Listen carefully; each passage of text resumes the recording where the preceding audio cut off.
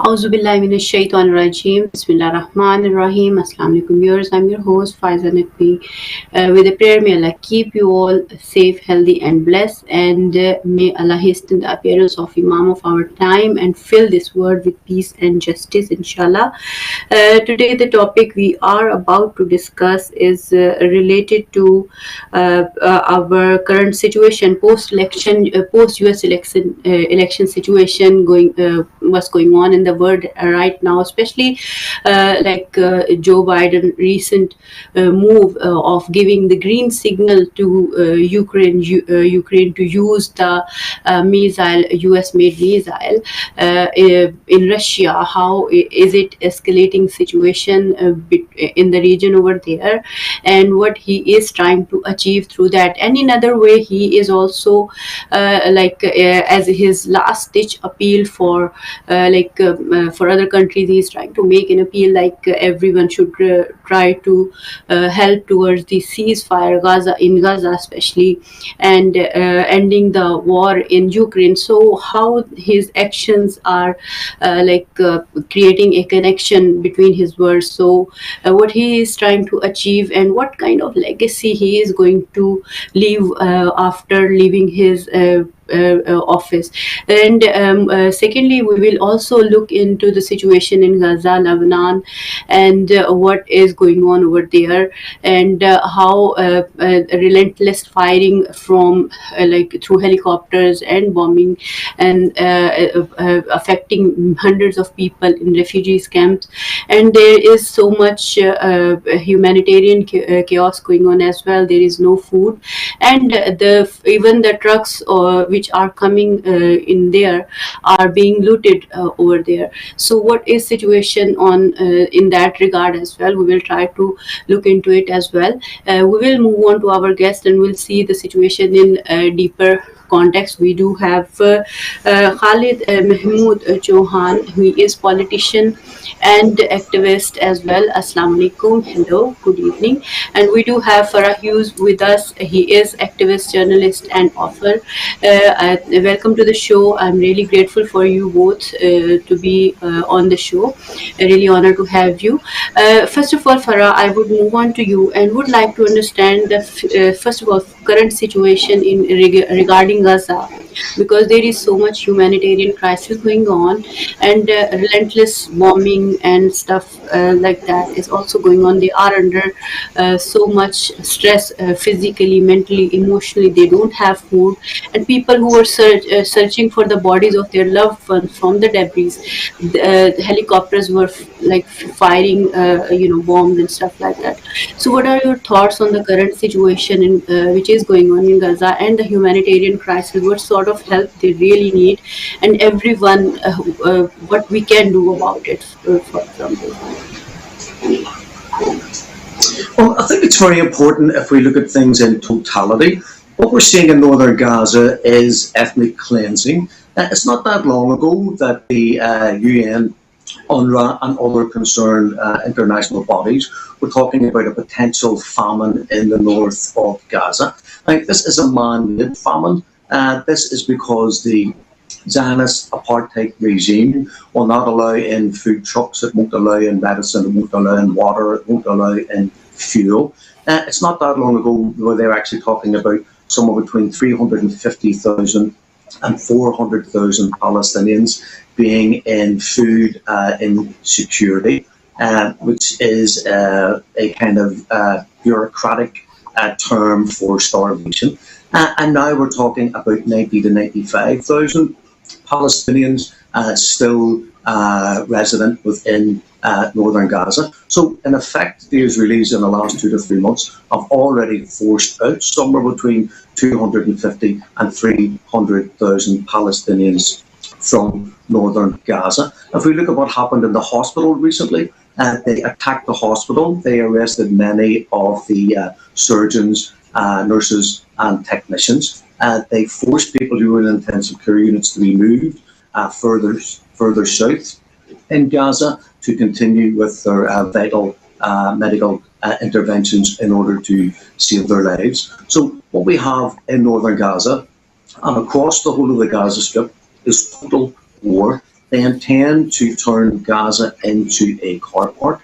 They intend to have 2.2 million people living in tents, which they continue to bomb with 2,000 and 5,000 pound bunker busters that are dropped in tents, that are dropped on refugee centres, and the remaining infrastructure of schools and buildings that are still standing, that are housing and sheltering those who are internally displaced. I watched and heard an eyewitness account from people fleeing northern Gaza that as they walked along, I think it was the beachfront, under the guns of Israeli tanks and Israeli soldiers, the quadcopters and the artillery shells, there were dogs eating the remains of human bodies on the beach. So this is the type of unimaginable hell that the people in northern Gaza are living through and living under. This is genocide. This is ethnic cleansing. This is total war where they won't leave anything standing. I mentioned the hospital where they arrested, possibly tortured the medical staff and made the patients evacuate.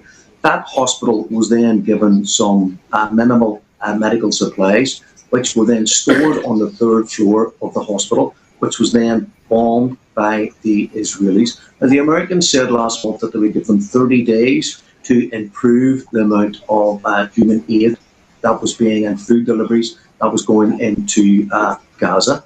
But they're talking about, 60 trucks when you need, there used to be 500 a day went into Gaza under UNRWA, and that was under the normal circumstances where people had work, people had housing, people had farms, there was food being produced within Gaza, which has all been destroyed.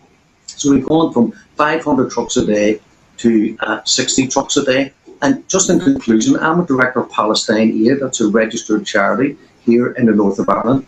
We have fed from March 2024 until November 1,367 families. We think that's between 8,500 and 9,000 displaced persons with a 1 week emergency food parcel. Now, even our team of unpaid volunteers on the ground in southern Gaza are now struggling to source food from commercial sources in order to continue our food programs. And I heard recently that the Israelis attacked police officers. Now, these would be the part of the civilian infrastructure that's still intact in northern Gaza, in order to prevent civil society receiving and distributing the food aid, with the intention of allowing looting, criminal gangs and black marketeers to profiteer from the misery of their own people in Gaza. There is a total attempt by the Israeli apartheid racist regime to break down not just the civil infrastructure of buildings and water and sewage and medicine and health and education. They want to destroy the civil fabric of society where people come together to work for the benefit of all those on the ground, to prevent looting, to prevent profiteering, and to disperse food equally among the people who are equally in such a devastating position. And the Israelis want to destroy even the simplest opportunity of a community coming together to try and help each other by promoting criminality and the breakdown of civil society in Gaza. Thank you so much for updating regarding the Gaza situation. We do have Sister Batul with us. Assalamu alaikum, Sister Batul. Thank you so much for joining us tonight. I'll move on to Khalid. Welcome, Assalam. Khalid Mahmood, I would like to understand the role of United Kingdom's government, especially the Labour Party and the one which has gone. So, in the current situation which is going on in Lebanon, in Gaza, in everywhere, what role do you see they are performing in the current situation, especially after US election?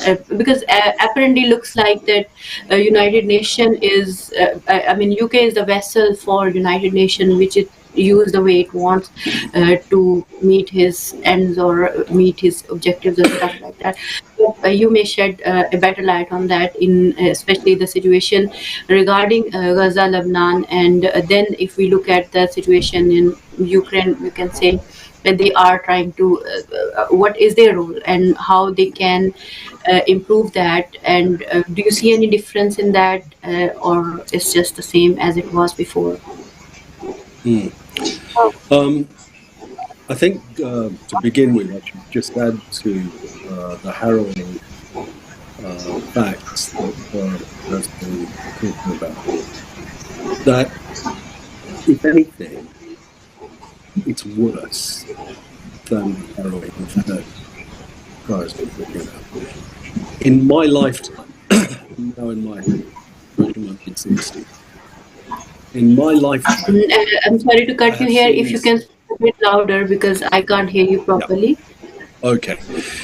In my lifetime, and I'm sort of nearing my mid-60s now, I've seen some quite horrific things happening through the TV screens and whatnot. I have never seen such dedicated and systematic evil being enacted on a daily basis. This is not some rogue sniper acting. This is not some rogue bunch-raised soldiers acting.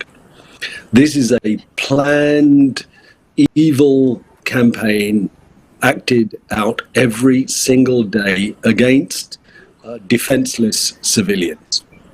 This is outlawed under every single human legal system in our entire planet, and it is outlawed under our collective legal systems as defined by the United Nations. The actions of the state are outlawed, and the actions of the individuals are outlawed. The actions of any state that supports this systematic conduct of evil mass murder is also outlawed. So any state assisting in this genocide is also complicit and therefore guilty of that genocide. So the question is, can it be argued that there is not a genocide being committed? I think the case that's been brought through by South Africa, which simply gathers together the testimony freely available on YouTube of the Israeli soldiers themselves, who seem to take delight in stealing women's clothes from battered apartments, from taking sniper aim at children under the age of 10. We've just had a doctor from Oct who went out there to help in the, I think, Doctors Without Borders organization, who gave a harrowing testimony to our Parliamentary Select Affairs Committee. And he commented on the huge number of children that came in with headshot wounds. Children coming with headshot wounds. These are not bomb fragments. These are not children injured by falling buildings. These are children with headshot wounds, which means somebody deliberately took aim and fired at that child under the age of 10. I've never seen anything like this in my life. The fact that it was not, and he was actually asked, was this a rogue sniper or a rogue unit? He said, no. Every single hospital reports exactly the same set of circumstances. So you have evil being enacted at a level and pace and scale that I cannot remember. It is indisputable that it is happening. The collective punishments that Farah was referring to are going on daily. The excuses used for this bombing of closely packed, dense residential neighborhoods, that there was a Hamas operative living there, have no basis in international law or any legal system as a defense. You know, because somebody steals your phone, you cannot then burn down a public building in which that person happens to be residing or hiding, right? That is not on, if the phone theft ever happened in the first place. So not on. So the reason why I'm talking about this all being an absolutely indisputable planned act of mass murder and genocide is that, therefore, one has to say that the only action available to any individual on our entire planet and any state on our entire planet is to stop that genocide. So that is our legal duty. So which states are actually exercising that legal duty? Well, I have never seen such complicity in mass murder as I'm seeing now. In my entire conscious life, I have never seen such a pack of lies being told by the media day in, day out. There seems to be a conspiracy, not of silence, because it's not silence, because we're getting the images from the internet, from various sources, but they are determined to stick to a single line, and one has to basically examine why that is so. Why is it that so many journalists, hundreds of them, and so many media outlets are sticking to this narrative lie that there is no genocide, or that there is any doubt about there being a genocide? That in itself, denying a genocide while it's being committed, is a war crime as well. So what we are effectively looking at is a media that are effectively war criminals by definition. If you accept the facts that we've already earlier talked about, and they are indisputable, nobody disputes them, then therefore they are war criminals because they are complicit. So what does that say about our states as well? Well, there are some places where one could be excused for not knowing what's going on. These things are happening in faraway places, there's no first-hand accounts, there's no verifiable facts. None of that exists now. So you have to wonder, why are these states not acting against genocide? Which states are acting against genocide? Yemen, Lebanon, Iran, a handful. Some of the Arab states have now actually at least recognized there's a genocide, and you can see the tide beginning to turn. But why is no state in the West acting against this genocide? And within that, we have to put in our own government. And the fact is that most of and this is why the political systems, both here in the US and in most of the West, has actually been captured. And that's the short answer.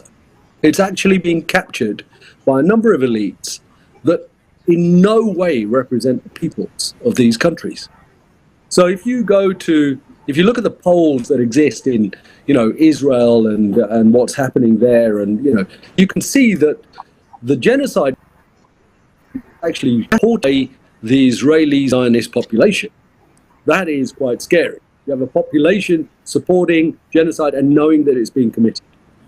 If you move out to where states are providing cover for genocide, and I include most of the Western world in this, us included, you can see that the people do not support the genocide, but our governing elites do. So there's a huge disconnect between the governing elites and the people. You only have to look. You have to go into any town or village or city in the UK, and the vast majority of people, and I can testify to this because I have been out there handing out leaflets, speaking to people, and the reaction universally is one of absolute at what is going on in Palestine, absolute disgust at what the Israelis are doing. But that's not written in our political class. If you were to look even at the local town halls, when the Ukrainian situation started, every single town hall was projecting a Ukraine flag on the town hall. We all had schools standing in 1 minute's silence. Look at the contrast. here you have actual babies being butchered on a daily basis. You have a doctor from Oxford who has given testimony to a Parliamentary Select Affairs Committee, testifying to exactly what's going on, that this is a war against children, a war against women. 70% of the casualties are women and children. And the vast majority, and we've never actually seen any videos provided or any evidence by the Israelis of any fighters that have been killed. In any war, you look at the Ukraine war, they're always showing videos of soldiers or tanks that have been destroyed. You can see lots of videos by the Palestinian and Lebanese factions of Israeli tanks being destroyed and Israeli soldiers being attacked. But we don't actually see that from the other side. The only thing they're waging is a war against a civilian population. And you see that contrast in sharp definition in the two wars. On the one hand, you have the Ukraine war. Whatever you think about the rights and wrongs of Russia and Ukraine, that's not the point here. The point is the contrast. In that war, you have primarily two armies fighting and targeting each other's military infrastructure. And there is absolutely, on both sides, I'd say, great care taken not to launch attacks into massively crowded apartment blocks and civilian populations themselves. And there have been tens of probably hundreds of thousands of soldiers have died in that. In this war, there are only a handful of military people that seem to be targeted, and it is quite clear that the Israelis are targeting a civilian population. That is genocide. That is an attempt at extermination.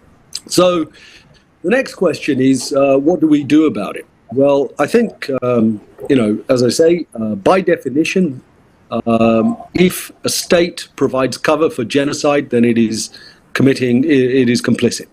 So our media, our press, are de facto defining themselves as war criminals. Our politicians, in their abetting of genocide, are defining themselves as war criminals. And we have a problem. We have a problem.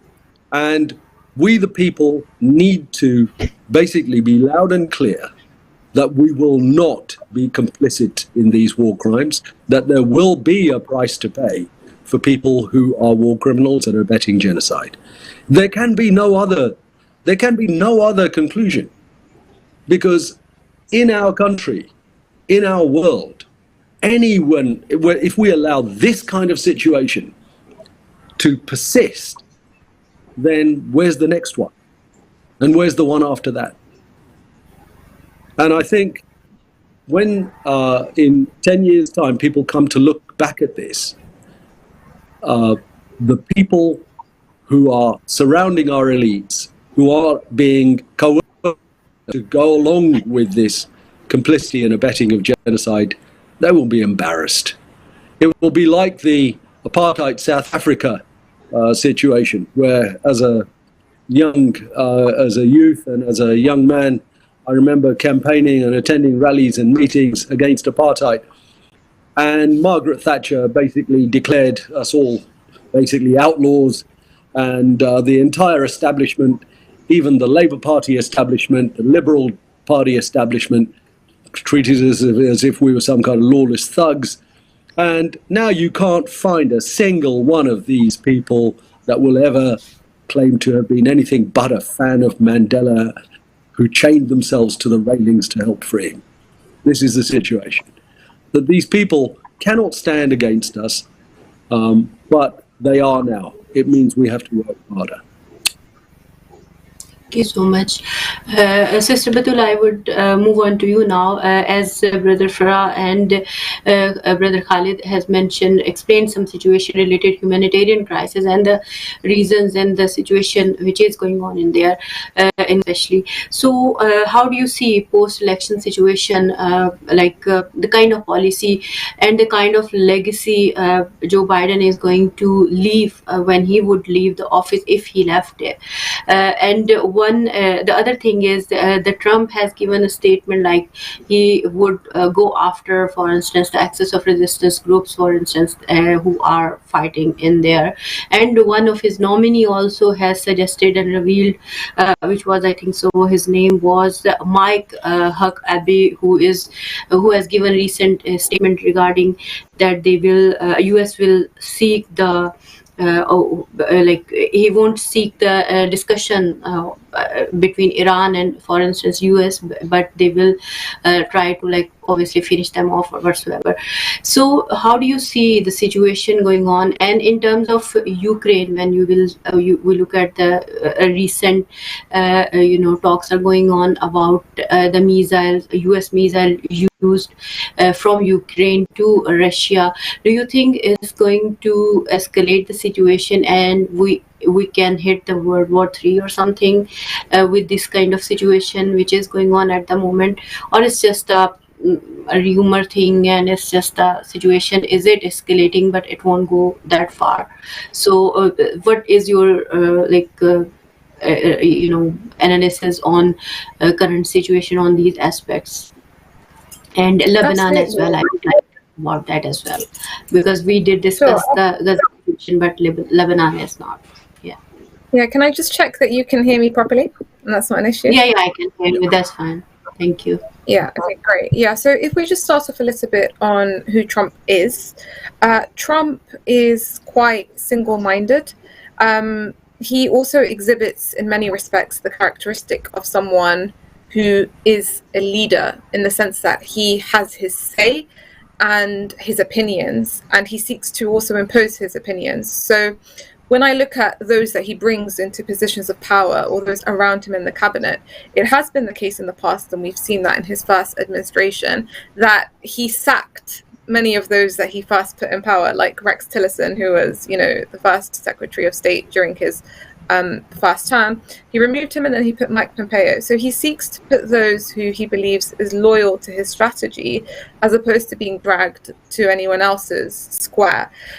Trump, in his nature, is also someone who considers himself an expert, so to speak, when it comes to political trade and negotiation. So even if you look at the Israeli occupation entity itself, his strategy during his first term was to impose the Abraham Accords. That was all about creating this kind of, let's say, economic bloc within the region of West Asia, in which the Israeli occupation entity will be the primary facilitator on behalf of America. So that's, expanding in the scope of trade and investment.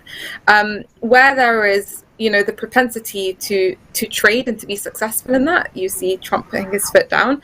And if he doesn't get what he wants, that's when you see him his rabid, let's say, ego unleashing, and that's when he starts to impose the maximum pressure campaigns. We saw that with Iran, for example.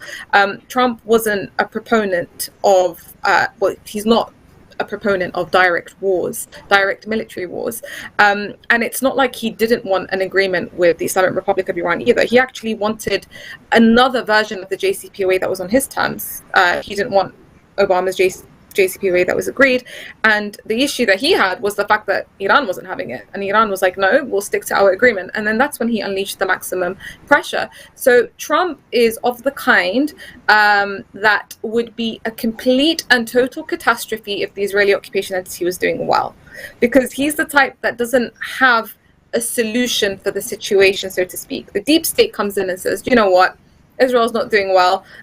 Let's talk about the two-state solution. Let's see if we can get the Arab states, the likes of the UAE, for example, or put a Western-friendly entity in the same way we've got Mahmoud Abbas, in the West Bank, that's doing the dirty work for the occupation entity. We'll do a similar thing in Gaza. What we cannot achieve militarily, we will have to achieve politically. That's the way that the deep state thinks. Trump has never been a proponent of the two-state solution. We saw how effectively under Trump, it was his son-in-law, Jared Kushner, that brought in the deal of the century that effectively foregoed this idea of Palestinian statehood. Trump was speaking about, legalizing the annexation of the West Bank, the annexation of the Golan Heights, so effectively going against even these very redundant UN resolutions that have been placed on the shelves for all of these decades, basically claiming that, this is illegal. These occupations are illegal. So if the Israeli occupation entity was actually doing well on the ground and was able to consolidate itself, that in that situation, Trump will be the absolute nightmare, because he'll give Israel the free hand to do whatever it wants. But in the reverse case can also be true. If the Israeli occupation entity is failing, Trump is someone that doesn't like failures, and he is more likely to deal with the power balance on the ground. So we saw this in his first term. The strategy of going into West Asia and directly occupying it was the American strategy. This quote unquote new Middle East that we see Netanyahu speak about today in the UN when he lifts up the two maps.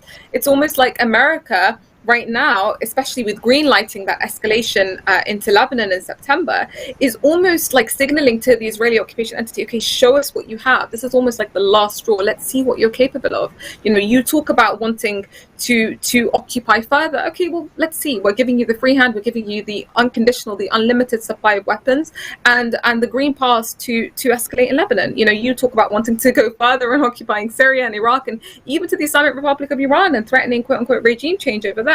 Let's see what you're capable of. So it's funny, America 20 years ago wasn't able to achieve that quote unquote new Middle East and to topple the Islamic Republic of Iran. That was the whole idea behind the invasions of Iraq and Afghanistan, and stationing its troops in Pakistan, and then going into Lebanon and assassinating Rafiq al-Hariri to then push Syria out of Lebanon, to then wage that war on the Islamic resistance in 2006 that failed, to then unleash ISIS and the quote-unquote Arab Spring in order to again topple the Syrian government that is acting as an effective corridor to the resistance axis. All of that has failed. So right now, what America is trying to do is it's trying to get the Israeli occupation entity as its last straw, so to speak, to see if it is capable of achieving anything on the ground, which of course is proven in the past year that it has failed. Now, Trump, it was under Trump that we saw this notion of speaking about the US withdrawing out of the region of West Asia. And then we saw that even America, that at one point its strategy was to be directly consolidated in the region, was withdrawing out of Afghanistan. Why? Because it was a failure. At the end of the day, the only real ideology that governs the Western elite establishment, the transnational capitalist class, is the ideology of capitalism, is the ideology of maximizing profit, maximizing influence, maximizing, everything that can be to its advantage materially, so to speak. So if a strategy is failing and is no longer working, you expect policies to change. Trump is someone that kind of understands this more, in the sense that he has a very kind of business mentality. The strategy has to work. If it's not working, he'll seek to change it. So I speak in light of all of this, that with the Israeli occupation entity failing on the ground, with someone like Trump, there is a bigger prospect of him wanting to end the war and to effectively seek a settlement for the situation moving forward. With that said, when it comes to Ukraine, similarly, Trump is not very much a proponent of that direct military war. We know Trump's kind of sour relationship with NATO and the idea of primarily Europe being the beneficiaries and Europe having to contribute more to NATO, and it being a liability in that regard, and how he differs from the American deep state when it comes to this. So, when I read about the, Biden administration authorizing, to Ukraine to use those ballistic missiles for the first time ever, which obviously seems like an escalation, it appears to me as though the deep state is wanting to kind of throw Trump into a pit before his new administration officially begins. So this idea of putting him in a sticky situation, so it makes it difficult for Trump to kind of reverse that. And in case he wants to seek an end to this war, he wants to seek cooperation with Russia, because we know how Trump feels towards Russia is different to how the deep state feels towards Russia.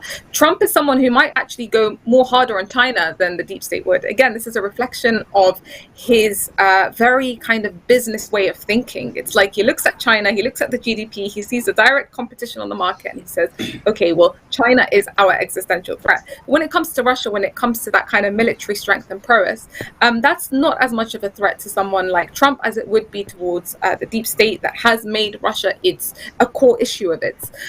So the real question here is, as single-minded as Trump is is he able to overcome the deep state? It's really difficult to predict where things will go from here, and I say this for one reason and only. The Israeli occupation entity in this whole year has been an expression of shooting itself in the foot. I don't think anyone would have predicted, even the resistance on the ground that launched the operation that it did on October, no one would have predicted that this war would have gone on for this long. We're talking about 14 months in, for one simple reason and only. The more the Israeli occupation entity is expanding its goals, the more its aggression is increasing, the more it's actually giving an opportunity for the resistance to expand its scope and its capabilities and capacities, and the more it's incurring losses on the ground. So the greatest losses since the day of October the 7th that the entity has incurred has been the past month and a half or two in Lebanon, in terms of directly on the ground. And so you kind of have a paradox over here where Netanyahu is trying to gear up the Israeli settler society into this idea that we are fighting a war of survival. Hence, you have no choice but to actually take up these losses with a chin, in the same way that you have the people of Lebanon and Palestine that are suffering these innumerable losses on the ground. Materially speaking, Netanyahu is trying to create this culture within the Israeli society of we are fighting a war of survival, and this requires you to be strong. But what is inherently a society of luxury cannot be turned into a society of war overnight. That's not how these things work. The entity is not built for that. They come from across the globe expecting to live a life of luxury over here. The moment they feel like they don't have that element of security, that's a done deal for them. That was why October the 7th was the threat that it was. I will say, in terms of the situation in Lebanon that you've just asked, and of course there's lots of talks floating around about this notion of a ceasefire. What I would say is all eyes need to be on the battlefield. The Islamic resistance of Lebanon will not be deceived, even if it appears to be on the political front, partaking in negotiations, or its tone might be in that direction or speaking to that effect. It is meaningless when we see that the resistance actions are going in the direction of ultimately accumulation. We're seeing the scope of its attacks increase in the heart of the entity. And as I've mentioned, Israel's heightened aggression on Lebanon is what is basically forcing the expansion of the resistance's scopes of attacks. It's like we're seeing a live maneuvering right in front of us, and we're seeing with time we're seeing greater logistical coordination between the resistance axis, and may I add, a lot of things happening behind the scenes that we also don't know. So whilst Iran might appear to be silent, someone might be wondering, it's been how many weeks since the Israeli attack on Iran, when is this attack coming? Do we know? I would say that Iran's silence is actually what the occupation entity fears more than anything. But you have, for example, Sayyid Ali Khamenei, who came out today, who gave a speech in which he said, and by the way, this is in light of a lot of the Western media claiming that he's been poisoned or ill or what have you. Yeah. He's come out and he said that he will not leave Lebanon alone. He stressed the strong bonds between the Islamic Republic and Lebanon, which again is an indication of really things happening behind the scenes that we may not be aware of. And so, as I mentioned, we're seeing the increase in the scopes of attacks to the point where what once was Kiryat Shmona during this past year has now become Haifa. Haifa has become effectively a deserted area, and the area between Haifa and Tel Aviv is increasingly becoming unstable. So I think I would conclude by saying that Israel's insistence on war, despite not being able to ultimately achieve its goals, is what is leading to its total collapse. The more it is seeking to expand its goals, and the only reason it's seeking to expand its goals comes from a personal, Netanyahu wanting to stay in power, and then you have him wanting to appease Ben Gvir or Smotrich, who, if they decide to leave the cabinet, it will completely collapse. Or you have the Haredi Jews, for example, who they're not forcing conscription upon them, because what you have 7 or 8 members of the Haredis who are also a part of Netanyahu's coalition, who, if they threaten to leave, would ultimately threaten the whole existence of the government. So Israel is in a state of complete disintegration and division within, and you see it in every level and every strata of society. So I will say there is no going back from this, and the more this war continues, the more the entity is going in the direction of collapse, until that complete collapse happens, and you will see swathes of Zionist settlers fleeing from the entity. This is ultimately what decolonization and liberation of the land looks like. It's not this, phony idea that people have of it, just happening in one day or in one night. ultimately. It's this war of attrition that costs a lot as well. You know, there is a price being paid, but I don't want people to lose sight of the fact that the people on the ground understand the war, that this war that they are fighting, ultimately the Israeli occupation entity is the aggressor. They know the reality of this aggressor that they've been dealing with for the past 7.5 decades. Either they are killed in a state of humiliation and victims, or they resist this occupation and they rise, and, you know, according to their ideology, they will be martyrs in this pursuit. So we have to look at it within that scope of things, and understand that collapse is inevitable and it's happening right before us. Thank you so much, Sister Batul. We are heading towards the end of the show. We have just left with 15 minutes, so I'll try to divide it 5 minutes each. So how would you conclude the whole discussion, Farah, including the question that you might have heard about the, Amsterdam doesn't detained after the press in Amsterdam, and they were, I think so, pro-Palestinian, and there is a kind of discussion going on that as well. So what are your thoughts on that, like banning the pro-Palestinian mobs, or you can say these kind of people who are like chanting in favor of the people of Palestine and Gaza? And what are your thoughts, like banning such people, or such slogans, or having those flags, like threatening them in different ways?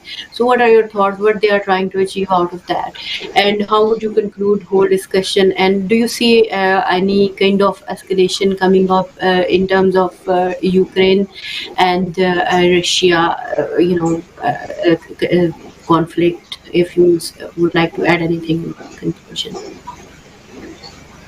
Okay, thank you very much. Well, if I was to start maybe with Amsterdam, what we've seen is kind of, I don't know if you would describe it as a reverse psychology or a psyops or a propaganda war, but you had these Israeli racist thugs going to Amsterdam, attacking people who wore Palestinian keffiyehs, who wore a Palestinian armband, who wore a Palestinian badge, calling out the genocide that's being conducted in Gaza. You had them attack Arab-looking taxi drivers, and the initial reports, which happens so often, tells the truth of what happened on the ground, and within 2 hours, 4 hours, 8 hours, 24 hours, the story is spun, so that the people who were creating the violence, which were the Tel Aviv Maccabi fans, all of a sudden they become victims. Netanyahu said he was sending 2 planes to do an emergency evacuation because there was a pogrom against Jewish people in Amsterdam. The whole history of the Jewish state, to point out one fact, was sometime in the 1950s, there were bombs placed outside synagogues which murdered and injured Iraqi Jews, and the Israelis pointed the finger at Islamic fundamentalists.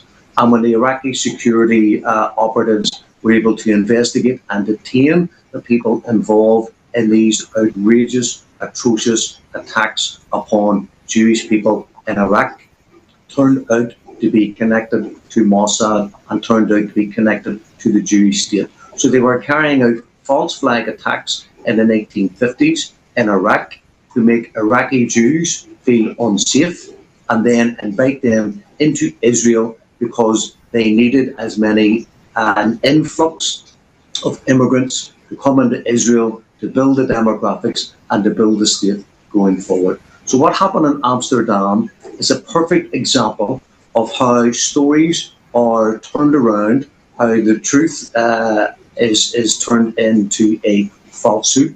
There is a girl in Canada. Her name is Charlotte Cates. She is the network coordinator for Samadoun, which is the Palestinian Prisoners Association in the West Bank. Her house was recently raided by the state. They sent a SWAT team. Now, this is a young woman in her 30s living in Canada, and they sent a SWAT team to her front door. They threw stun grenades into the building, and they violently arrested her. They could have simply knocked the door. They could have said they had a warrant. They could have asked to enter the premises. They could have arrested her for interrogation. They made her look like a terrorist. They made her look like a threat against Canadian society. And they are sending out a statement across Canada and further afield. If you publicly stand up against genocide, if you publicly denounce the actions of the racist Israeli state, if you publicly state that under international law, Palestinians and people who are occupied have the right to resist that occupation by any means necessary, you may very well get a knock at your front door from the state. If you're like Richard Medhurst, you can be taken off a plane and interrogated. There are other people who have had their homes raided and been released on draconian police bail in order to censor the truth and to silence the opponents, not only of their own state, but of this rabid, racist, reactionary state that is in Palestine. And just briefly, I'll be very, very short on Ukraine. That was Biden's war, 214. He was the vice president, and along with Victoria Nuland, they spent between $5 and $6 billion to install a racist neo-Nazi coup regime in Kiev. When he got into power in 2020, he started the war against the secessionist states of Donetsk and Luhansk, who refused to live under this foreign imposed racist fascist coup. And that led to the special military operation, which will have been 3 years in the making in February next year. I agree with what's already been said. The Democrats and the deep state want to destroy as much as Russia as they possibly can. This is their parting shot to allow these missiles, which they have refused to be used in the last 24 months, to suddenly be used now in order to wreak havoc in Russia. And Putin has already said that those missiles, including the Storm missiles from Britain, can only be operated by European and American forces who have the technology. And de facto, if they're used, then NATO is at war with Russia. And then the question is, will Russia then be at war with NATO? Thank you so much, Farah. Brother Khalid, you have 5 minutes as well. How would you like to conclude the whole discussion, especially how the Muslim, community of this country or the general public even can put pressure on the government to embargo on arm embargo, which is very important for Palestinians' life to be saved. So, how do you see the role of the community in terms of saving the people of Gaza and Lebanon and the kind of situation going on worldwide? What are your conclusive thoughts? Anything you would like to add on? Yeah, I mean, well, first, let's look at the big picture. If anyone's at all interested in this sort of stuff, there are 3 books I'd strongly urge you to read. One is a book by an analyst called Andrei Martyanov. It's called Disintegration. It's about the deindustrialization of the US and the West. The second is a book by called Why the West Can't Win, by an American guy called Fadi Lamy. And it is a complete expose of it's a detailed analysis of just what the resources, the people, the processes are that allow you to dominate globally. And the fact is that those processes and those factors are no longer in the West's favor. In fact, it's done. It's done. The horse has already bolted. And the third book, as I say, Jay's Destiny by Professor Michael Hudson, I think probably the greatest living economist in the Western world right now, is basically an expose of just what the economic factors are that has led us to where we are. So the short answer is that what we're seeing are the manifestations of the overall general collapse in the West. Right. The whole, China is the second biggest economy. It's all horseradish. Right? I come from a business background, 40 years. I retired recently. by purchasing power parity, China's already probably 20% bigger than the US. China is, of the 211 countries in the world, I think something over 190, China is their biggest trading partner. Right? Now that has led its own dynamics. So how did China become that? How did American industry got hollowed out? The whole of Western industry got hollowed out, and it's got transported to China. Why? Because of greed. So you had industrialists here who didn't want to pay us, the local workers, so they took the factories and they bought cheap Chinese labor. And that's what caused it. So what the industrialists here wanted to do was to financialize their gains, which means that they wanted to just live off the interest. And what you have here, the services economy, is what Professor Hudson calls the rentier economy. It lives off interest. It doesn't do anything. It doesn't make anything. So we do not make anything. The US doesn't make anything. So the US makes 4,000 missiles a year. One of the analysts said that Chinese, even at the low end estimate, can make 1,000 a week. 4,000 a year, top stopped. 1,000 a week, bottom stopped. You know, these are economies. The same with Russia. Russia has out-manufactured the entirety of NATO, of military arsenals. They manufacture more military equipment than the whole of NATO combined. It's done. It's a busted flush. So this whole, we're going to throw a few missiles over at, the only thing that it can cause is World War III, because if the Russians decide that that missile could be carrying a nuclear warhead, they will respond accordingly. So, so you can see the degree of capture that our elites are suffering from, and they're also in a state of panic because they've led us down this rat hole now. When the UK, they have printed 895 billion pounds in 15 years. Has anybody told you or me or anybody else where they spent it? Where has it gone? They go on about pensioners, you know, heating payment of about 500 million or whatever it is, but 895 billion, who did they give it to?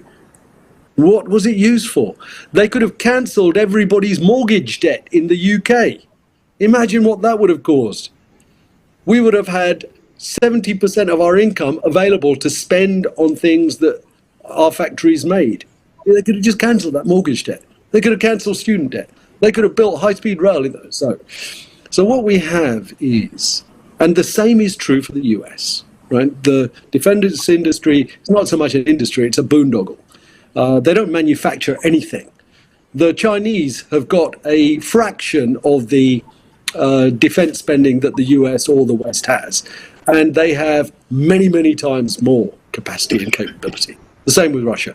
So what you're seeing is, you know, narrative creation kind of hits the road and collapses. And that's what we're seeing in Ukraine. Narrative creation has hit the battlefield and is collapsing. You've seen in the Middle East, in West Asia with the Israelis, narrative creation hits the road, it's collapsed. Iran could take out Israel very, very quickly. They could completely destroy their industrial infrastructure. Israelis do not have the manufacturing capability. They wouldn't last 5 days, even against the resistance as it stands, were it not for the constant flights bringing in more and more bombs and weapons from all of NATO. It's not just the US, it's our country as well. They're also getting military. So the reality is that it's a busted flush. Right?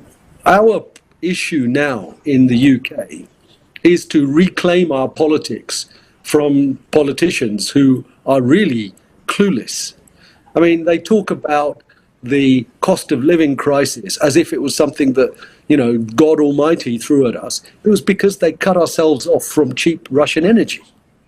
That's what drove the cost of living crisis, right? So the reality is that these people are in panic because they don't want the truth to slap them in the face. Because as people become aware of it, then they're going to be in trouble. They have no answers. The only answer there is the same with German industry, Volkswagen closing down, unheard of. They're out of 5 plants, they're now thinking of closing 4 plants down. So you can see the gradual and accelerating collapse, economic collapse of what we call Western Europe, with the US following closely behind once the de-dollarization kicks in. So what do? Right now, our job is to reclaim our politics from our captured elites. First of all, it's to educate our own people around us, because we cannot participate in genocide. We cannot participate in bloody wars that have nothing to do with us. We have to look after our own people. And it needs a new kind of politics, that says we don't live in a land in a world where we can go around declaring war left, right, and center. We need to be a normal country. We need to make things, sell things, trade with other people, live in peace and harmony. Thank you so much, Sister Batul. Sorry, I've overtalked. So sorry about that. Time is just finished, so I can give you 2 minutes if you can add anything, if you want to. How would you like to conclude about the ceasefire in Lebanon, or anything you would like to add? We can't hear you, Sister.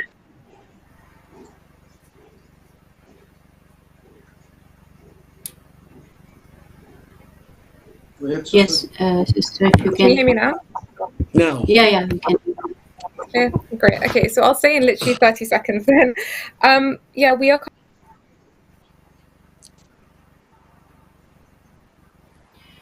I think so. Her connection is gone or something. Brother Khalid, if you want to add in 30 seconds anything, you are completely. Well, I was just talking about the situation in West Asia. The key task now is to make sure that there is no silence. We need to, we need people such as FRA and and others, and our organisations in every town and village to make sure that we are loud. And once they see that there is no reversing from where we are, they will cave. This is going to happen quite quickly. The Israelis are near collapse. The Western economies are near collapse. We need to keep the pressure up and make sure that we can go forward. Thanks a lot.